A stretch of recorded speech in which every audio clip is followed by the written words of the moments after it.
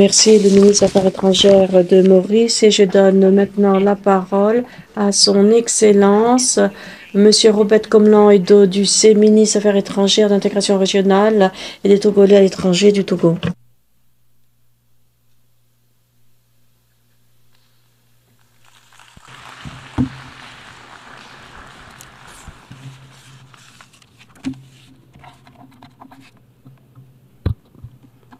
Madame the President of the 80th session of the United Madame la Présidente de la 80e session de l'Assemblée générale, Excellences, Mesdames et Messieurs les chefs d'État et de gouvernement, Mesdames et Messieurs les chefs de délégation, Monsieur le Secrétaire général des Nations Unies, Mesdames et Messieurs, tout d'abord, au nom du Président du Conseil du Togo, Son Excellence Monsieur Faure Essozima Gnassingbé, au nom du gouvernement et du peuple du Togo, je tiens à adresser mes chaleureuses félicitations à Madame Annalena Baerbock suite à son élection en tant que présidente de la 80e session de l'Assemblée générale.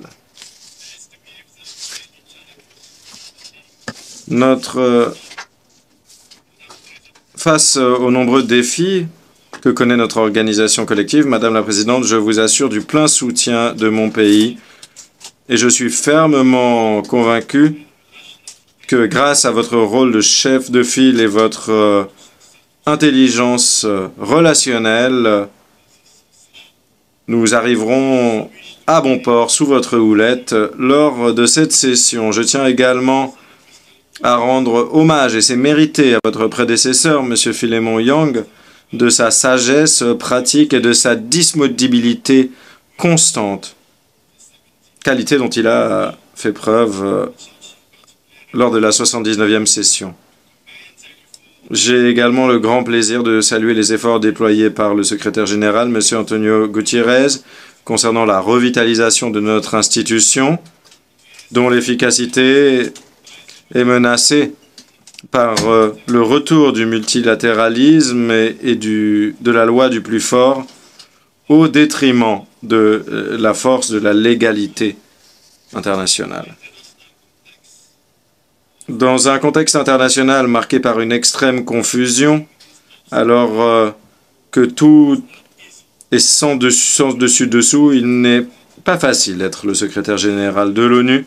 C'est pourquoi le Togo vous assure de son plein soutien. Madame. Monsieur, comment vous parlez des affaires du monde sans parler des performances remarquables de notre pays, le Togo? Soyez rassurés, le Togo va bien et le Togo va mieux. Au bénéfice de nos populations, mon pays, le Togo, a enregistré ces dernières années des avancées significatives, largement reconnues dans la mise en œuvre des objectifs de développement durable.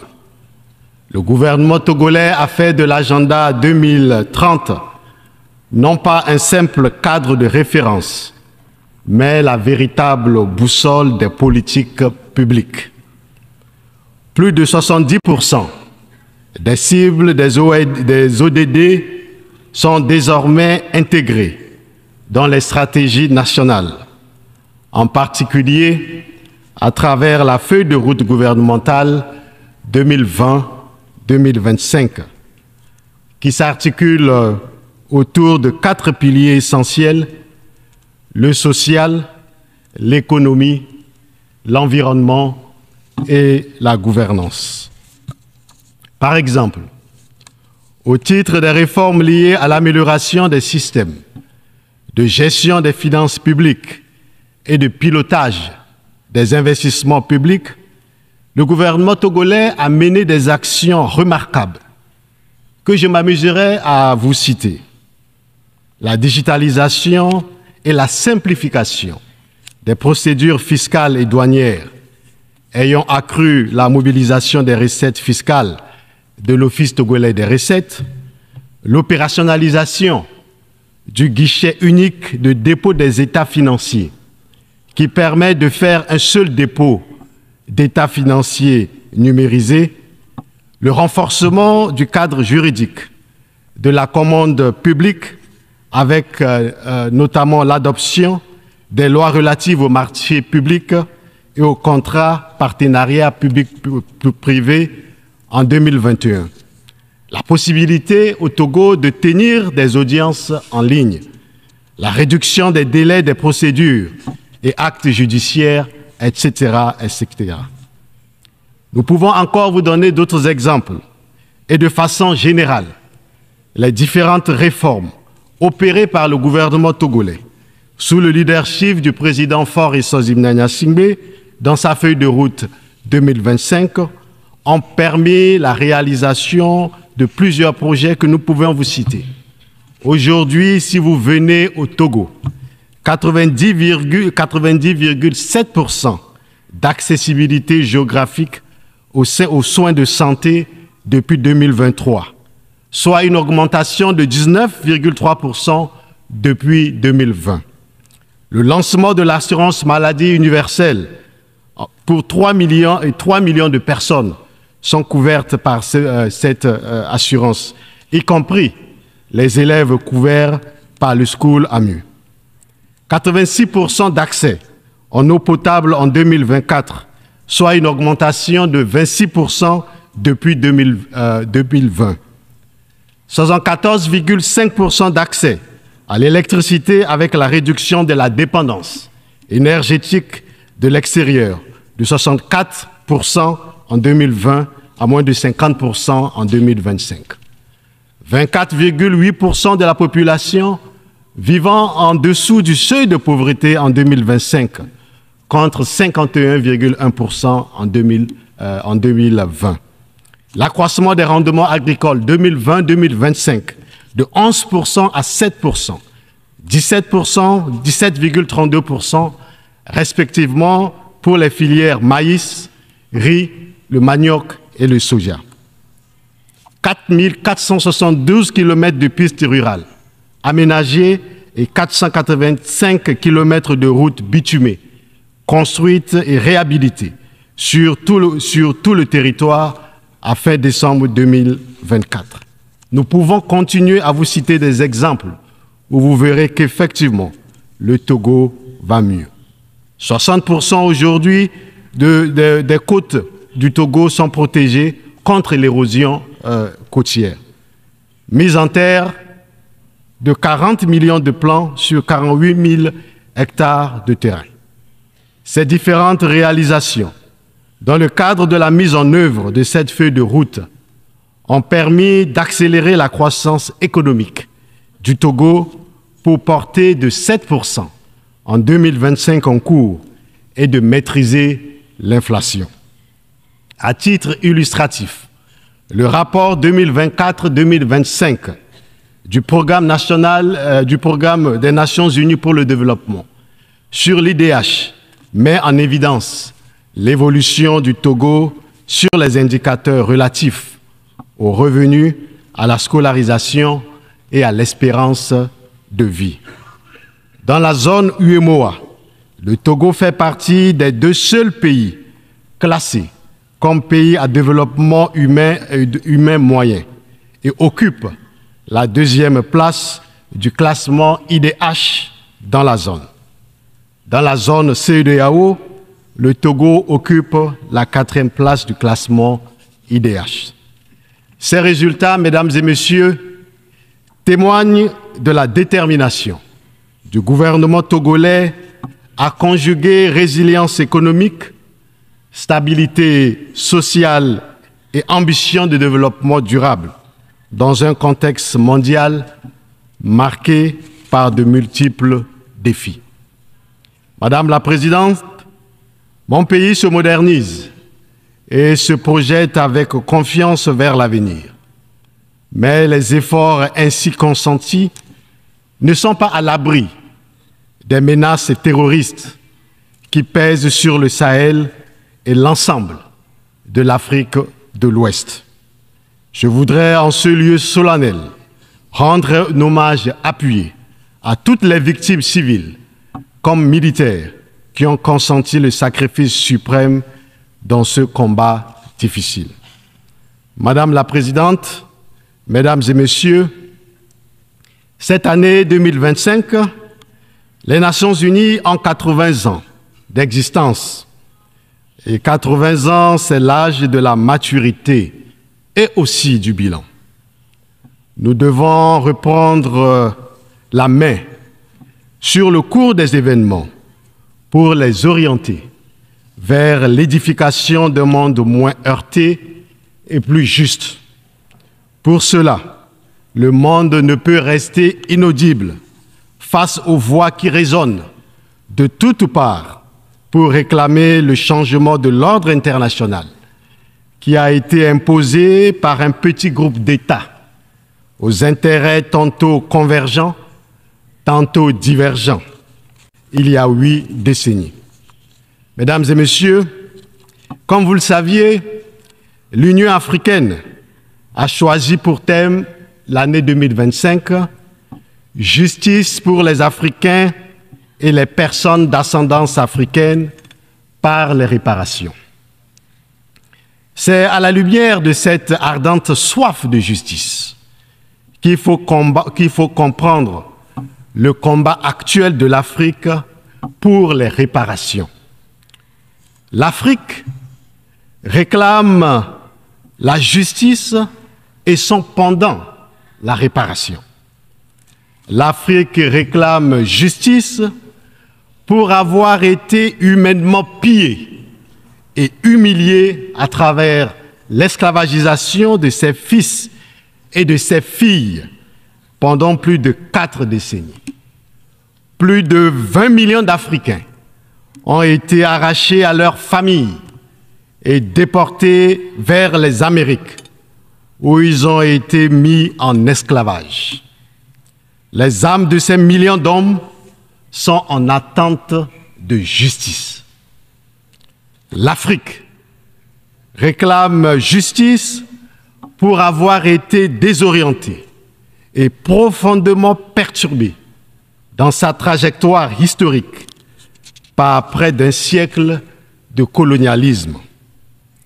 L'Afrique réclame justice pour avoir payé de son sang et de ses ressources la prospérité d'autres continents.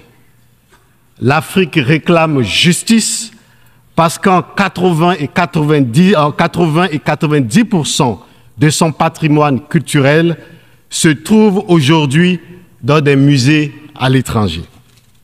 L'Afrique réclame justice parce que des restes humains africains demeurent entre les mains des étrangers en dehors du continent et en violation des lois sacrées de l'humanité. L'Afrique réclame justice parce que sa contribution significative à la victoire sur les ténèbres du fascisme au XXe siècle a été négligée lors de la fondation des Nations Unies où nous sommes aujourd'hui en 1945. L'Afrique réclame justice parce qu'elle a été exclue 80 ans des instances décisionnelles du monde. L'Afrique réclame justice parce que le Conseil de sécurité est assis sur le droit de ses peuples à une juste et équitable représentativité en son sein. Autrement dit, mesdames et messieurs, dear friends, Africa demands justice because its children continue to be victims of racism and humiliation around the world. Africa demands justice because, as has been said, there exists a unique and unprecedented moral debt toward African people, which has not yet been paid. Humanity has never been. L'humanité n'a jamais été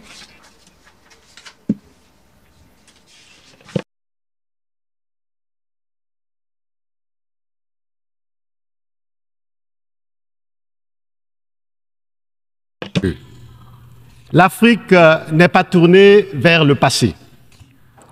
Nous n'invoquons pas la mémoire ici de l'esclavage et de la colonisation pour ressasser les douleurs du passé. Nous le faisons pour construire un avenir de justice et d'équité pour tous et pour toutes. Mesdames et messieurs, pour illustrer mes propos, je voudrais commencer à vous montrer une carte du monde. Regardez, mesdames et messieurs, s'il vous plaît, cette carte du monde. Une carte qu'on a tous étudiée à l'école. Cette carte-là. On l'appelle un planisphère. En langage technique, on l'appelle la projection de Mercator, du nom du cartographe que vous connaissez tous, Mercator. Et sur cette carte, vous voyez vous-même qu'on utilise tous, il y a un problème. Si vous ne voyez pas le problème, je vais vous aider à comprendre ce problème en tant qu'Africain. À la vérité, la projection Mercator, héritée du XVIe siècle, réduit le continent africain d'environ moitié, tout en grossissant l'Europe et l'Amérique du Nord. L'Afrique s'étend sur plus de 30 millions de kilomètres carrés, soit 3 fois la superficie des États-Unis. Pourtant, sur nos cartes du monde, elle paraît à peine plus vaste. Avec une superficie de 30,3 millions de kilomètres carrés, y compris toutes les îles, elle couvre 20%, l'Afrique, couvre 20% de la superficie terrestre, 6% de la superficie globale. Avec près de 1,4 milliard, voire bientôt 1,5 milliard d'habitants en 2025 ou 2030. Donc, elle représente environ 18% de la population mondiale. La taille de l'Afrique ici est minimisée intentionnellement. Elle est minuscule, de la même taille que le Groenland ou la Russie, et pourtant c'est faux. C'est faux. On pense que la taille réelle du continent, avec ses 54 pays, est plus grande que celle qui est représentée sur cette carte. À la vérité, l'Afrique seule peut contenir les États-Unis, la Russie, l'Inde, la France, la Grande-Bretagne et la Chine. C'est pourquoi, mesdames et messieurs, en soutien à l'Union africaine, le Togo appelle à corriger la représentation de l'Afrique sur la carte du monde. Avec la campagne que nous demandons aux Nations Unies de soutenir. Le nom de cette campagne faisait correct the map. Il faut décoloniser la géographie. Il faut une nouvelle carte politique de l'Afrique.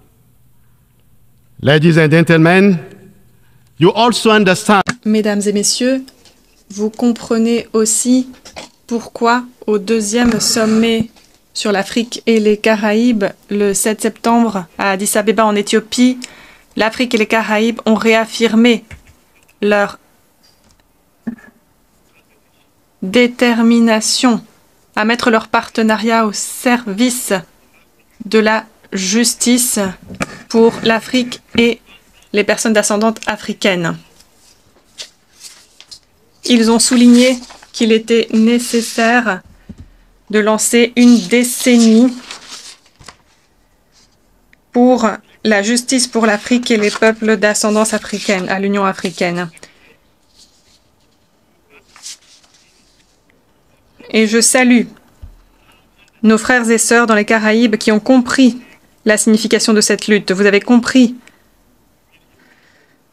qu'en nous dressant ensemble pour la cause des dédommagements, nous avancerions plus efficacement. Cela aussi, c'est l'essence du panafricanisme, un panafricanisme pour la justice et pour la cause des dédommagements. Et c'est cette même soif de justice qui a poussé le Togo à présenter aux organes délibérants de l'Union africaine l'initiative qui a débouché sur la décision adoptée par l'Assemblée des chefs d'État et de gouvernement de notre organisation continentale le 16 février 2025, consistant à faire de l'esclavage, de la déportation et de la colonisation des crimes contre l'humanité et crimes de génocide contre les peuples d'Afrique. Cette décision est un événement majeur pour l'Afrique et les peuples d'ascendance africaine.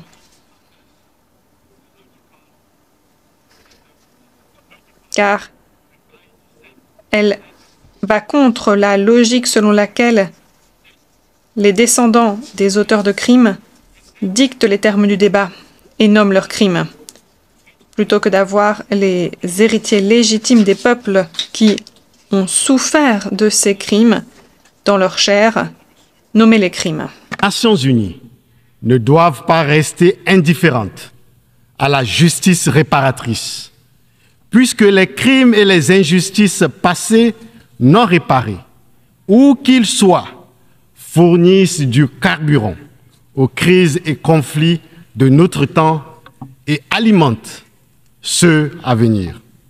Les crises actuelles se nourrissent des injustices du passé, non soldées, parce que les peuples ont la mémoire de leurs blessures. La réparation des crimes et des injustices du passé fait partie des recettes qu'il nous faut pour repacifier le monde et les relations entre les civilisations. L'Afrique, en tant que continent de résilience et d'espoir, incarne cette nécessité de justice réparatrice. La reconnaissance des injustices du passé, en particulier à travers des actions concrètes en faveur des réparations, constitue une étape indispensable pour établir une paix durable et une cohésion sociale. C'est pourquoi, du haut de cette tribune et avec gravité, je voudrais interpeller l'opinion publique universelle sur la nécessité d'avoir le courage d'affronter la question des réparations. Aujourd'hui, l'Afrique tient debout à la face du monde et réclame la réparation. Réclamer la réparation, ce n'est pas aller contre quelqu'un. Réclamer la réparation, c'est travailler pour nous-mêmes et pour le bonheur de l'humanité. Réparer les crimes du passé, c'est réparer l'histoire. Et réparer l'histoire, c'est lever les obstacles pour plus de justice et d'équité dans le monde. C'est démanteler les systèmes fondés sur l'exploitation qui continuent d'influencer et de structurer la vie de plusieurs peuples. C'est sauver le monde de l'oubli et perpétrer la mémoire des millions de personnes. C'est agir à la vérité au présent pour corriger les préjudices du passé. C'est libérer le monde de la discrimination et du racisme. C'est sortir du piège sans fin de l'exclusion et du déni de justice. Parmi les réparations que l'Afrique attend du monde, il y a, outre celle de la traite atlantique et de la colonisation, les réparations devant impliquer la reconfiguration des systèmes commerciaux mondiaux et des réformes économiques et financières globales, la restructuration de la dette, des réparations structurelles pour une juste et équitable représentativité dans les systèmes internationaux, dans les instances internationales. Les réparations que nous exigeons ici ne consistent pas seulement à une compensation matérielle. Elles doivent aussi prendre la forme d'investissements durables dans l'éducation, dans les infrastructures, dans la santé, dans les sciences et la technologie, qui permettront à l'Afrique de rattraper le retard accumulé et de libérer pleinement son potentiel. Dans la résolution Pacte pour l'avenir, adoptée l'année dernière par les chefs d'État et de gouvernement représentant les peuples du monde ici à New York, nous avions ensemble souligné l'urgente nécessité de réformer le Conseil de sécurité pour le rendre plus représentatif et adapté au monde tel qu'il est aujourd'hui. Il nous faut passer à l'action. La réforme du Conseil de sécurité est une question de réparation d'un préjudice historique fait à l'Afrique et à d'autres peuples du monde. La réforme du Conseil de sécurité, avec l'octroi des sièges permanents à l'Afrique, est un impératif de dignité et de justice. La réforme des institutions multilatérales que réclament les peuples d'Afrique depuis des décennies et qui se fait avec insistance et plus ardemment en ces temps fortes perturbations mondiales doit donc être comprise comme une demande de réparation en compensation de la marginalisation de l'Afrique au sein des institutions multilatérales. Cet aspect de la réparation très spécifique et constituant l'une des composantes essentielles de la réparation globale que l'Afrique est en droit d'attendre du monde, mesdames et messieurs, sera au cœur du 9e congrès panafricain de Lomé, au Togo, sur le renouveau du panafricanisme et le rôle de l'Afrique dans la réforme des institutions multilatérales, mobiliser les ressources et se réinventer pour agir. J'invite toute la communauté internationale africaine et ses partenaires, ainsi qu'à toutes les bonnes volontés prises de justice, à faire de ce rendez-vous un succès historique. Par la réparation, mesdames et messieurs, nous réussirons à renouveler la confiance des peuples dans les institutions multilatérales, en commençant ici, par les Nations Unies. La réparation nous permettra de nous projeter ensemble dans une humanité réconciliée avec elle-même, rendre justice aux peuples meurtris par des crimes et des injustices historiques, c'est contribuer à réparer le monde au grand bonheur de tous. Madame la Présidente, Mesdames et Messieurs, l'Afrique, à la vérité, a été laissée de côté au cours des 80 dernières années dans la gouvernance mondiale. Il est grand temps de réparer cette injustice. Très rarement, l'histoire offre des occasions aussi propices comme celle qu'elle nous offre aujourd'hui pour changer la marche du monde. Après tant d'injustices historiques contre l'Afrique, le moment est venu de les réparer dans la perspective d'une éthique de la repentance et de la reconstruction d'une nouvelle relationnalité. Ce combat que nous menons, mesdames et messieurs, n'est pas un combat africain. Il s'agit d'un combat pour l'humanité. Un combat pour que jamais plus, les injustices du passé ne dictent les inégalités du présent. C'est pourquoi nous demandons aux Nations Unies, à son tour et pour sa propre crédibilité, de qualifier la traite transatlantique, la colonisation, l'esclavage, la déportation comme non seulement des crimes contre l'humanité, mais et surtout des génocides contre des peuples d'Afrique. Oui, c'est un génocide un génocide, et je vous remercie.